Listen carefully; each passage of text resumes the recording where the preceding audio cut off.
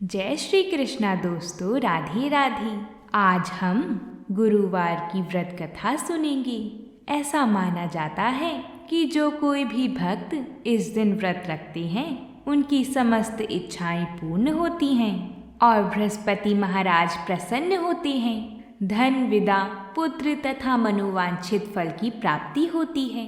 परिवार में सुख तथा शांति रहती है। आइए अब हम बृहस्पतिवार की व्रत कथा को प्रारंभ करते हैं। प्राचीन समय की बात है। एक बड़ा प्रतापी तथा दानी राजा रहता था। वह प्रत्येक गुरुवार को व्रत रखता था एवं पुण्य करता था। यह उसकी रानी को अच्छा नहीं लगता था। ना वह व्रत करती और ना ही किसी को एक पैसा दान में देती। राजा को भी ऐसा करने से मना किया करती थी। एक समय की बात है कि राजा शिकार खेलने वन को चले गए। घर पर रानी और दासी थी। उस समय गुरु बृहस्पति देव साधु का रूप धारण कर राजा के दरवाजे पर भिक्षा मांगने आए। साधु ने रानी से भिक्षा मांगी तो वो कहने लगी, हे साधु महाराज, मैं इस दान और पुण्य से तंग आ गई हूँ। आप कोई ऐसा उपाय बताएं जिससे ये सारा धन नष्ट हो जाए और मैं आराम से रह सकूं। साधु रूपी बृहस्पति देव ने कहा, तुम बड़ी विचित्र हो। संतान और धन से भी कोई दुखी होता है। अगर तुम्हारे पास धन अधिक है तो इसे शुभ कार्यों में लगाओ जिससे तुम्हारे दोनों लोग सुधरें। परंतु साधु की इन बातों से रानी खुश नहीं हुई। उसने कहा, मुझे ऐसे धन की आवश्यकता नहीं है जिसे मैं दान दूं तथा जिसको संभालने में ही मेरा सारा समय नष्ट हो जाए। साधु ने कहा, यदि तुम्हारी ऐसी इच्छा है तो जैसा मैं तुम्हें बताता हूँ तुम वैसा ही करना। बृहस्पतिवार के दिन तुम घर को गोबर से लीपना, अपने केशों को पीली मिट्टी से धोना, केशों को धोते समय स्नान करना, राजा से हजामत बनाने को कहना, भोजन में मांस मदिरा खाना, कपड़ा धोबी के यहाँ धुलने डालना। इस प्रकार 7 बृहस्पतिवार करने से तुम्हारा समस्त धन नष्ट हो जाएगा। इतना कहकर साधु बने बृहस्पति देव अंतर्ध्यान हो गए। साधु के कहे अनुसार करते हुए रानी को केवल 3 बृहस्पतिवार ही बीते थे कि उसकी समस्त धन संपत्ति नष्ट हो गई। भोजन के लिए भी परिवार तरसने लगा।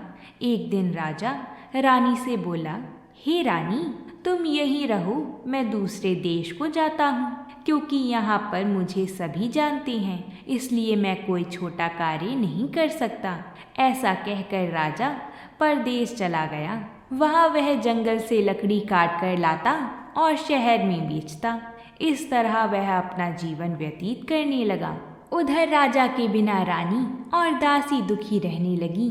एक समय जब रानी और दासियों को 7 दिन बिना भोजन के रहना पड़ा तो रानी ने अपनी दासी से कहा, हे दासी, पास ही के नगर में मेरी बहन रहती है। वह बड़ी धनवान है, तो उसके पास जा और कुछ ले आ ताकि थोड़ा बहुत गुजर बसर हो जाए। दासी रानी की बहन के पास गई। उस दिन बृहस्पतिवार था। रानी की बहन उस समय बृहस्पतिवार की कथा सुन रही थी। दासी ने रानी की बहन को अपनी रानी का संदेश दिया, लेकिन रानी की बहन ने कोई उत्तर नहीं दिया। जब दासी को रानी की बहन से कोई उत्तर नहीं मिला तो वह बहुत दुखी हुई। उसे क्रोध भी आया। दासी ने वापस आकर रानी को सारी बात बता दी। सुनकर रानी ने अपने भाग्य को कोसा। उधर रानी की बहन ने सोचा कि मेरी बहन की दासी आई थी परंतु मैं उसे बोल नहीं पाई, इससे वह बहुत दुखी होगी। कथा सुनकर और पूजन समाप्त कर वह अपनी बहन के घर गई और कहने लगी, हे बहन, मैं बृहस्पतिवार का व्रत कर रही थी। तुम्हारी दासी गई परंतु जब तक कथा होती है तब तक ना उठते हैं और ना बोलते हैं, इसलिए मैं नहीं बोली। कहो दासी, क्यों गई थी? रानी बोली, बहन, हमारे घर अनाज नहीं था। ऐसा कहते कहते रानी की आंखें भर आई। उसने दासियों समेत भूखा रहने की बात भी अपनी बहन को बता दी। रानी की बहन बोली, बहन देखो, बृहस्पति देव भगवान सबकी मनोकामना पूर्ण करती हैं। देखो शायद तुम्हारे घर में अनाज रखा ही होगा। यह सुनकर दासी घर के अंदर गई तो वहाँ उसे एक घड़ा अनाज का भरा मिल गया। उसे बड़ी हैरानी हुई क्योंकि उसने एक एक बर्तन देख लिया था। उसने बाहर आकर रानी को बताया। दासी रानी से कहने लगी, हे रानी, जब हमको भोजन नहीं मिला तो हम भी व्रत ही तो करते हैं, इसलिए क्यों ना इनसे व्रत और कथा की विधि पूछ ली जाए, हम भी व्रत किया करेंगे। दासी के कहने पर रानी ने अपनी बहन से बृहस्पतिवार व्रत के बारे में पूछा। उसकी बहन ने बताया, बृहस्पतिवार के व्रत में चने की दाल और मुनक्का से विष्णु भगवान का केले की जड़ में पूजन करें तथा दीपक जलाएं, पीला भोजन करें तथा कथा सुनें। इससे गुरु भगवान प्रसन्न होते हैं, मनोकामना पूर्ण करते हैं। व्रत और पूजन की विधि बताकर रानी की बहन अपने घर लौट आई। रानी और दासी दोनों ने निश्चय किया कि बृहस्पति देव भगवान का पूजन जरूर करेंगे। 7 रोज बाद जब बृहस्पतिवार आया तो उन्होंने व्रत रखा। घुड़साल में जाकर चना और गुड़ बीन लाईं तथा उसकी दाल से केले की जड़ तथा विष्णु भगवान का पूजन किया। अब पीला भोजन कहाँ से आई? दोनों बड़ी दुखी हुईं, परंतु उन्होंने व्रत किया था, इसलिए बृहस्पति देव भगवान ने प्रसन्न होकर एक साधारण व्यक्ति के रूप में वह 2 थालियों में सुंदर पीला भोजन लेकर आई और दासी को देखकर बोली, हे दासी, यह भोजन तुम्हारे लिए और तुम्हारी रानी के लिए है, इसे तुम दोनों ग्रहण करना। दासी भोजन पाकर बहुत प्रसन्न हुई। उसने रानी को सारी बात बताई। उसके बाद से वह प्रत्येक बृहस्पतिवार को गुरु भगवान का व्रत और पूजन करने लगी। बृहस्पति भगवान की कृपा से उनके पास धन हो गया, परंतु रानी फिर पहले की तरह आलस्य करने लगी। तब दासी बोली, देखो रानी, तुम पहले भी इस प्रकार आलस्य करती थी। तुम्हें धन के रखने में कष्ट होता था, इस कारण सभी धन नष्ट हो गया। अब गुरु भगवान की कृपा से धन मिला है तो फिर तुम्हें आलस्य होता है। बड़ी मुसीबतों के बाद हमने यह धन पाया है, इसलिए हमें दान पुण्य करना चाहिए। अब तुम भूखे मनुष्य को भोजन कराओ, प्याऊ लगवाओ, ब्राह्मणों को दान दो, कुआं तालाब बावड़िया आदि का निर्माण करवाओ, मंदिर पाठशाला बनवाकर ज्ञान दान दो, कुंवारी कन्याओं का ब्याह करवाओ, अर्थात धन को शुभ कार्यों में खर्च करो, जिससे तुम्हारे कुल का यश बढ़े तथा स्वर्ग प्राप्त हो और पितृ प्रसन्न हो। दासी की बात मानकर रानी शुभ कर्म करने लगी। उसका यश फैलने लगा। एक दिन रानी और दासी आपस में विचार करने लगी कि ना जाने राजा किस दशा में होंगे। उनकी कोई खोज खबर भी नहीं है। उन्होंने श्रद्धा पूर्वक गुरु बृहस्पति भगवान से प्रार्थना की कि राजा जहाँ कहीं भी हो शीघ्र वापस आ जाएं। उधर राजा परदेश में बहुत दुखी रहता था। वह प्रतिदिन जंगल से लकड़ी बीन कर लाता और उसे शहर में बेचकर अपने दुखी जीवन को बड़ी कठिनता से व्यतीत करता था। एक दिन दुखी होकर अपनी पुरानी बातों को याद करके वह रोने लगा और उदास हो गया। उसी समय राजा के पास बृहस्पति देव साधु के वेश में आकर बोली, हे लक्कड़हारी, तुम इस सुनसान जंगल में किस चिंता में बैठी हो, मुझे बतलाओ। यह सुनकर राजा के नेत्रों में जल भर आया। साधु की वंदना कर राजा ने अपनी संपूर्ण कहानी सुना दी। महात्मा दयालु होते हैं। वह राजा से बोली, हे राजा, तुम्हारी पत्नी ने बृहस्पति देव के प्रति अपराध किया था, जिसके कारण तुम्हारी यह दशा हुई। अब तुम चिंता मत करो, भगवान तुम्हें पहले से अधिक धन देंगी। देखो, तुम्हारी पत्नी ने बृहस्पतिवार का व्रत प्रारंभ कर दिया है। अब तुम भी बृहस्पतिवार का व्रत करके चने की दाल व गुड़ जल के लोटे में डालकर केले का पूजन करो, फिर कथा कहो या सुनो। भगवान तुम्हारी सब मनोकामना पूर्ण करेंगे। साधु की बात सुनकर राजा बोला, हे प्रभु, लकड़ी बेचकर तो इतना पैसा भी नहीं बचता जिससे भोजन के उपरांत कुछ बचा सकूं। मैंने रात्रि में अपनी रानी को व्याकुल देखा है। मेरे पास कोई साधन नहीं जिससे उसका समाचार जान सकूं। फिर मैं कौन सी कहानी कहूं, यह भी मुझको मालूम नहीं है। साधु ने कहा, मन में बृहस्पति भगवान के पूजन व्रत का निश्चय करो, वह स्वयं तुम्हारे लिए कोई राह बना देंगी।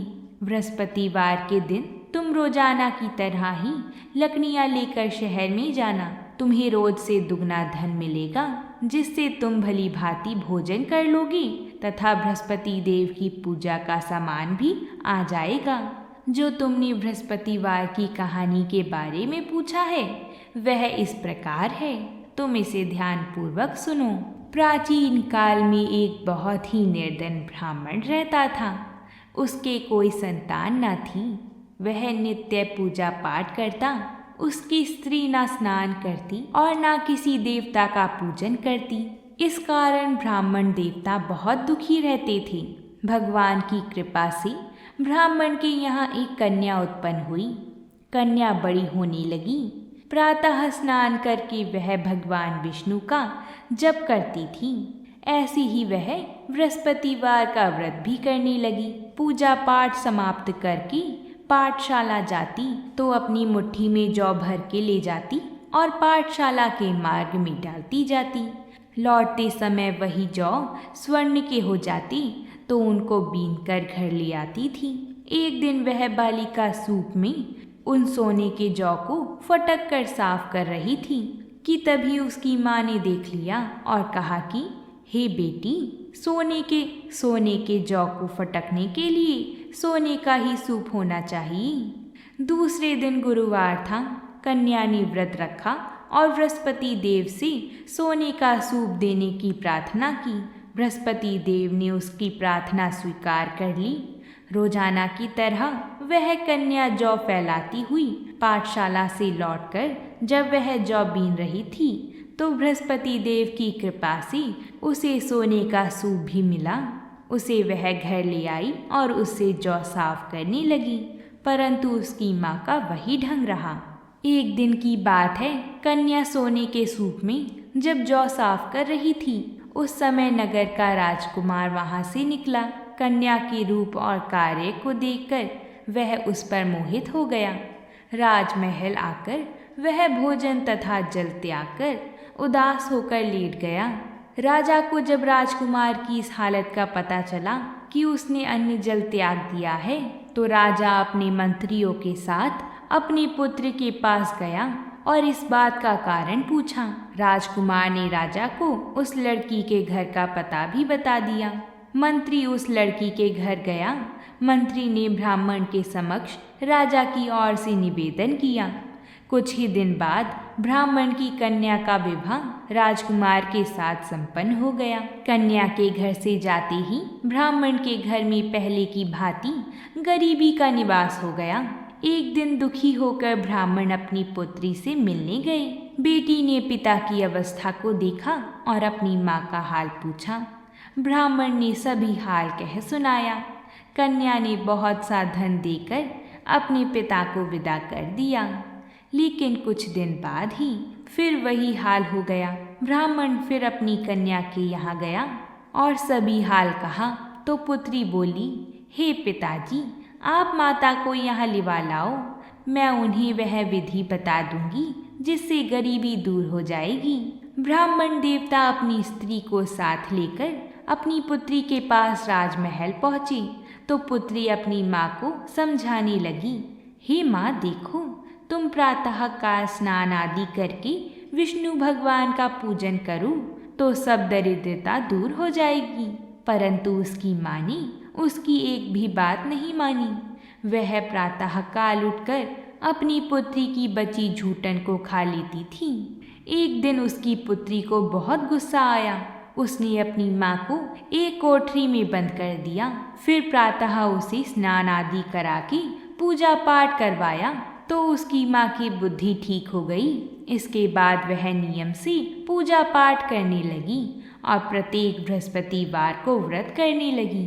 इस व्रत के प्रभाव से मृत्यु के बाद वह स्वर्ग को गई। वह ब्राह्मण भी सुखपूर्वक इस लोक का सुख भोग कर स्वर्ग को प्राप्त हुआ। इस तरह कहानी कहकर साधु बने देवता वहां से अंतर्ध्यान हो गए। धीरे धीरे समय व्यतीत होने पर फिर बृहस्पतिवार का दिन आया। राजा जंगल में लकड़ी काटकर शहर में बेचने लगा।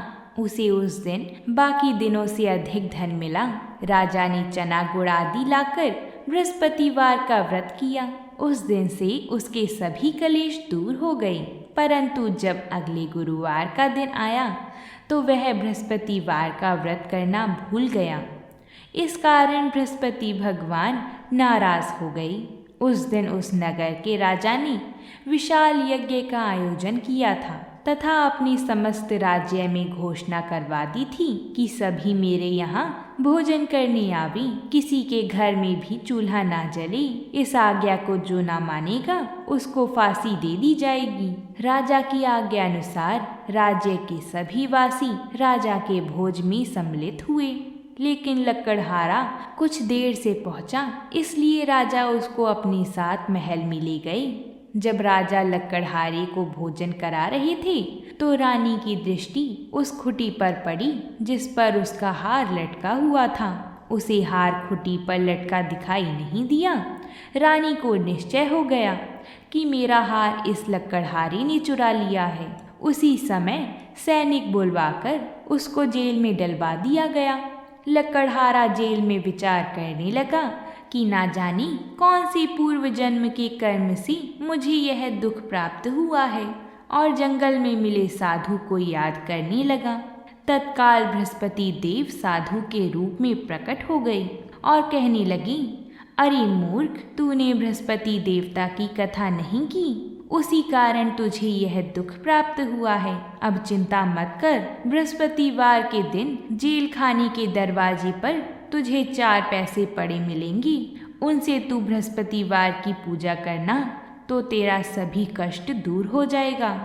अगले बृहस्पतिवार के दिन उसे जेल के द्वार पर 4 पैसे मिले। राजा ने पूजा का सामान मंगवाकर कथा कही और प्रसाद बांटा। उसी रात्रि में बृहस्पति देव ने उस नगर के राजा को स्वप्न में कहा, हे राजा, तूने जिसे जेल में बंद किया है उसे कल छोड़ देना, वह निर्दोष है। राजा प्रातः काल उठा और खुटी पर हार टंगा देखकर लकड़हारे को बुलाकर क्षमा मांगी तथा राजा के योग्य सुंदर वस्त्र आभूषण भेंट कर उसे विदा किया। गुरुदेव की आज्ञा अनुसार राजा अपने नगर को चल दिया। राजा जब नगर के निकट पहुंचा तो उसे बड़ा ही आश्चर्य हुआ कि नगर में पहले से अधिक बाग, तालाब और कुएं तथा बहुत सी धर्मशालाएं, मंदिर आदि बने हुए हैं। राजा ने पूछा कि यह किसका बाग और धर्मशाला है? तब नगर के सब लोग कहने लगे कि यह सब हमारी रानी और दासी द्वारा बनवाए गए हैं। राजा को आश्चर्य हुआ और गुस्सा भी आया कि उसकी अनुपस्थिति में रानी के पास धन कहाँ से आया होगा। जब रानी ने यह खबर सुनी कि राजा आ रही हैं, तो उसने अपनी दासी से कहा, हे दासी, देखो तो जरा, राजा हमको कितनी बुरी हालत में छोड़ के गए थे। वह हमारी ऐसी हालत देखकर लौट ना जाएं, इसलिए तू दरवाजे पर खड़ी हो जा। रानी की आज्ञा अनुसार दासी दरवाजे पर खड़ी हो गई और जब राजा आए तो उन्हें अपने साथ महल में लिवा लाई। तब राजा ने क्रोध करके अपनी तलवार निकाली और पूछने लगा, बताओ यह धन तुम्हें कैसे प्राप्त हुआ है? तब रानी ने सारी कथा कह सुनाई। तब राजा ने निश्चय किया कि मैं रोजाना दिन में 3 बार कहानी कहा करूँगा और रोज व्रत किया करूँगा। अब हर समय राजा के दुपट्टे में चने की दाल बंधी रहती तथा दिन में 3 बार कथा कहता। एक रोज राजा ने विचार किया कि चलो अपनी बहन के यहाँ हो आऊं। इस तरह का निश्चय कर राजा घोड़े पर सवार होकर अपनी बहन के यहाँ चल दिया। मार्ग में उसने देखा कि कुछ आदमी एक मुर्दे को लिवा जा रहे हैं। उन्हें रोककर राजा कहने लगा, अरे भाइयों, मेरी बृहस्पतिवार की कथा सुन लो। वह बोले, लो, हमारा तो आदमी मर गया है, इनको अपनी कथा की पड़ी है। परंतु कुछ आदमी बोले, अच्छा कहो, हम तुम्हारी कथा भी सुनेंगे। तब राजा ने दाल निकाली और कथा कहनी शुरू कर दी। जब कथा आधी हुई तो मुर्दा हिलने लगा, और जब कथा समाप्त हुई तो राम राम करके वह मुर्दा खड़ा हो गया। राजा आगे बढ़ा, उसे चलते चलते शाम हो गई। आगे मार्ग में उसे एक किसान खेत में हल चलाता हुआ मिला। राजा ने उससे कथा सुनने का आग्रह किया, लेकिन वह नहीं माना। राजा आगे चल पड़ा। राजा के हटते ही बैल पछाड़ खाकर गिर गई तथा किसान के पेट में बहुत जोर से दर्द होने लगा। उसी समय किसान की माँ रोटी लेकर आई। उसने जब देखा तो अपने पुत्र से सब हाल पूछा। बेटे ने सभी हाल बता दिया। बुढ़िया दौड़ती दौड़ती उस घुड़सवार के पास पहुंची और उससे बोली, मैं तेरी कथा सुनूंगी, तू अपनी कथा मेरे खेत पर ही चलकर कहना। राजा ने लौटकर बुढ़िया के खेत पर जाकर कथा कही, जिसके सुनते ही बैल खड़ी हो गई तथा किसान के पेट का दर्द भी बंद हो गया। राजा अपनी बहन के घर जा पहुंचा। बहन ने भाई की खूब मेहमान नवाजी करी।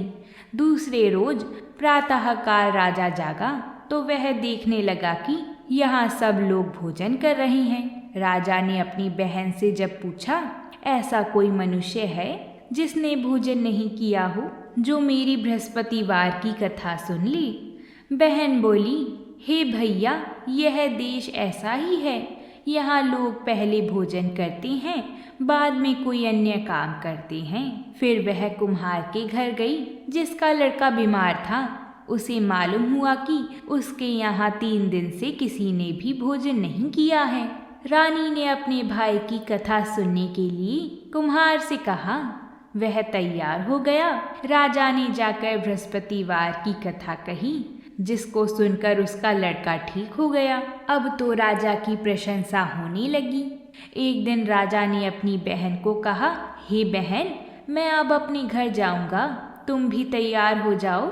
राजा की बहन ने अपनी सास से अपने भाई के साथ जाने की आज्ञा मांगी तो सास बोली, हाँ चली जा, मगर अपने लड़के को मत ले जाना, क्योंकि तेरे भाई के कोई संतान नहीं है। बहन ने अपने भाई से कहा, हे भैया, मैं तो चलूँगी, मगर कोई बालक नहीं जाएगा। तब राजा अपनी बहन को भी छोड़कर दुखी मन से अपनी नगर को लौट आया। राजा ने अपनी रानी से सारी कथा बताई और बिना भोजन किए वह शैया पर लेट गया।